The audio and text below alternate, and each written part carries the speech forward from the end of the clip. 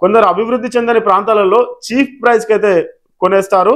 కానీ తర్వాత అయితే అమ్మాలన్నా అద్దెకి ఇవ్వాలన్నా కూడా చాలా కష్టమవుతుంది. ఒక పెద్ద ఇల్లు కావాలని అయితే ఆశతో అయితే అప్పుల ఊబిలో అయితే పడిపోకండి. మీ జీవితాన్ని అయితే ఎంజాయ్ చేసే ఇలాంటివి దృష్టిలో పెట్టుకొని మీ ఇల్లు నిజంగా మీ స్వర్ణ గృహం అవుతుంది. Hello everyone, welcome back to our YouTube channel Rudra developers. మీరు మన ఛానల్ కి ఫస్ట్ టైం విజిట్ అవుతున్న వాళ్ళైతే ఛానల్ ని సబ్స్క్రైబ్ చేసుకోండి. పక్కనే ఉన్న బెల్ ఐకాన్ అయితే యాక్టివేట్ అయితే చేయండి. ఇల్లు కొనడం అనేది జీవితంలో వచ్చే ఒక గొప్ప నిర్ణయం.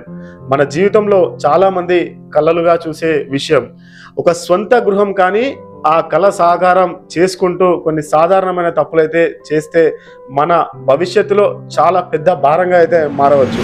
కాబట్టి ఈరోజు మనం మాట్లాడుకుందాం. ఇల్లు కొనేటప్పుడు చాలా మంది చేసే తప్పుల గురించి అయితే ఒక 5 తప్పులు అయితే ఖచ్చితంగా చేస్తారు. ఈ 5 తప్పులు చేయకుండా అయితే ఉంటే మీరు మంచి డిసిజన్ తీసుకున్నట్లే.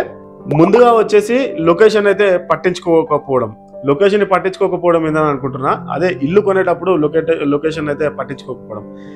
ఇంటికే కాదు, ఆ ఇంటి చుట్టూ ఉన్న పరిసరాలు కూడా బాగా గమనించాలి. Schools, colleges, hospitals, super markets, transport సౌకర్యం ఇవన్నీ దగ్గరలో ఉన్నాయా అనేది మొదటి అడుగు.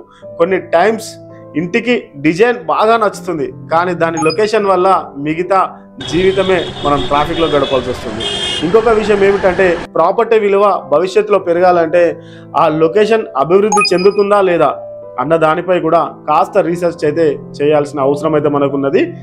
సెకండ్, మనం చూసుకున్నట్లయితే డాక్యుమెంట్లు పూర్తిగా అయితే వెరిఫై అయితే చేసుకోవడం అయితే మంచిది. ఇల్లు కొనేటప్పుడు ఒప్పందం చేయడం కన్నా ముందే లీగల్ వెరిఫికేషన్ అయితే చేసుకోవాలి.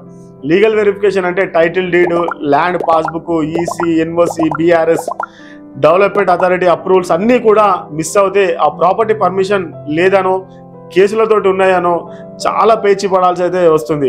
ఒక అడ్వకేట్ దగ్గరికి వెళ్ళి ప్రాపర్టీ కన్సల్టెంట్స్ సహాయంతో డాక్యుమెంట్లు చెక్ చేసుకుంటే మంచిదని అనుకుంటున్నాం. తర్వాత మీరు కొనుగోలు చేసిన చట్టపరంగా తిరిగిపోయే ప్రమాదం కూడా ఉంటుంది. మూడోది వచ్చేసి బడ్జెట్ని మించి ఫైనాన్షియల్ బరువు. ఇల్లు కొనాలనేది తప్పు కాదు, కానీ మన సామర్థ్యానికి మించి లోన్ తీసుకోవడం మాత్రం పెద్ద ప్రమాదం. మన నెలవారీ ఆదాయం, ఖర్చులు, అవసరాలు అన్నీ ఒక్కసారి బట్టి చూస్తే మనకి ఈఎంఐలు తట్టుకోగలమా అర్థమవుతుంది. హోమ్ లోన్ ముందు 20% డౌన్ పేమెంట్ ఉంటే మంచిది. అలాగే ఫ్లోటింగ్ ఇంట్రెస్ట్ రేట్లు లేదా ఫిక్స్డ్ రేట్లు ఇవన్నీ తెలుసుకోవాలి. ఒక పెద్ద ఇల్లు కావాలని అయితే ఆశతో అయితే అప్పుల ఊబిలో అయితే పడిపోకండి. మీ జీవితాన్ని అయితే ఎంజాయ్ చేసే దాన్ని మీరు నాశనం అయితే చేసుకోకండి. మనం 4వ విషయం అయితే చర్చిద్దాము.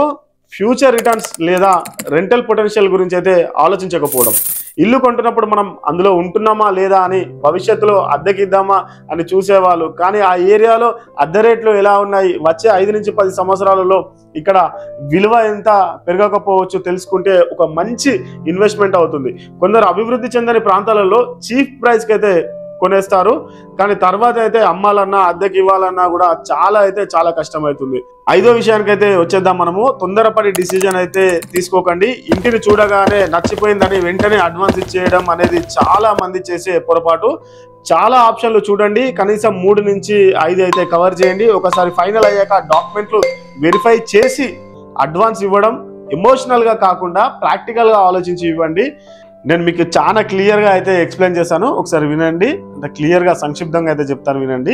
ఇల్లు కొనడం ఒక జీవితకాల నిర్ణయం కాబట్టి కొన్ని ముఖ్యమైన విషయాలను పక్కాగా చేసి స్మార్ట్ డిసిజన్ అయితే తీసుకోండి. మళ్ళీ చెప్తున్నా, లొకేషన్ని బాగా అయితే గమనించండి. లీగల్ డాక్యుమెంట్స్ తప్పకుండా చేయండి. మీ బడ్జెట్ని మించకుండా ఫ్యూచర్ రిటర్న్స్ గురించి అయితే ఆలోచించండి. తొందరపడి ఎలాంటి నిర్ణయం అయితే తీసుకోకండి. ఇలాంటివి దృష్టిలో పెట్టుకొని మీ ఇల్లు నిజంగా మీ స్వర్ణ గృహం అవుతుందండి. నేను చెప్పేది వినండి. మన ఛానల్ని అయితే సబ్స్క్రైబ్ చేసుకోండి. ఇలాంటి టాపిక్స్ కోసం మీరు ఎలాంటి టాపిక్స్ అయితే అవసరం ఉంటాయో కామెంట్ రూపంలో అయితే తెలియజేయండి. నేను మీకు రోజు ఒక వీడియో అయితే చేసి పెడతాను. Thank you so much.